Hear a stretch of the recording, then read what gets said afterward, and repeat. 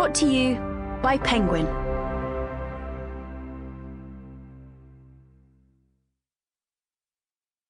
Last Chance to See by Douglas Adams and Mark Carwardine. Read by Mathew Baynton. Foreword by Stephen Fry. I became friends with Douglas Adams in the early 1980s. We were drawn together by a shared love and fascination for emerging home computer technology. In 1984, we had bought the first 2 Apple Macintosh machines sold in Europe. Douglas's passion for, belief in, commitment to, and understanding of computers, programming, networking, and related digital devices connected back to the achievement for which he was known, The Hitchhiker's Guide to the Galaxy, as first heard on BBC Radio, then transferred into book form, and subsequently made into a television series. In these brilliantly funny, sharp, and entertaining works, he had foreseen user-friendly handheld devices that contained more knowledge than can be contained in the biggest library of books, the promise of quantum computing, the thrill and threat of bio-augmentation, the comedy and irritation of AI companions with programmable personalities, and much, much more. The worldwide success of the books had made him quite a rich man. Rich enough to have been advised by his accountants that a tax year out would be a good idea. I never quite got the hang of the tax year out, but it involved having to stay away from the shores of the United Kingdom for 365 days in a row. This would qualify him for an exemption of some kind.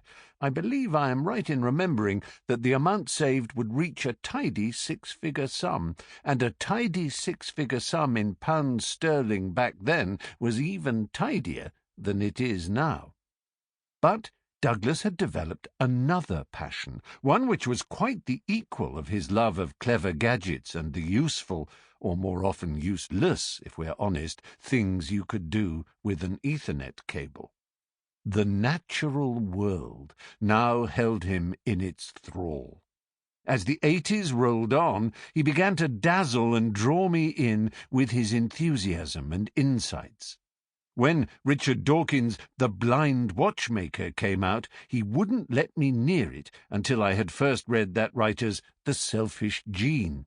The simplicity, beauty, and clarity will shock you, he predicted. You will remain shocked the more you think about how evolution works. In fact, he added, echoing Niels Bohr's remark about quantum physics, if you aren't shocked, then you haven't understood it.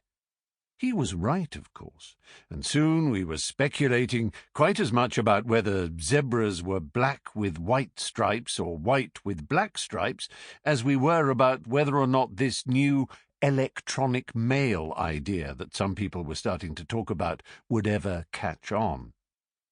The financial imperatives and fascination with nature coalesced. Douglas announced to me one day that he was following his accountant's advice and taking that tax year out, but combining it with a journey around the world in the company of one Mark Carwardine, zoologist. Together they would select 8 species on the brink of extinction and examine why it was these creatures were struggling so hard to survive, and whether anything could be done about it. The idea was to take microphones, a recorder, and lots of tape so that a radio program could be made of their adventure, and then he and Mark would lock themselves away somewhere for a few months to write it up into a book.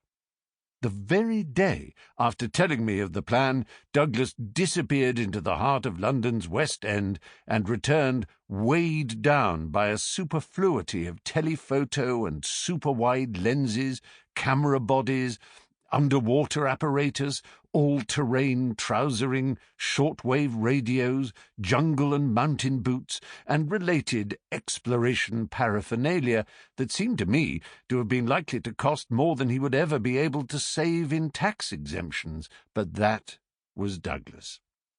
As it happened, I was in between. Sample complete. Ready to continue?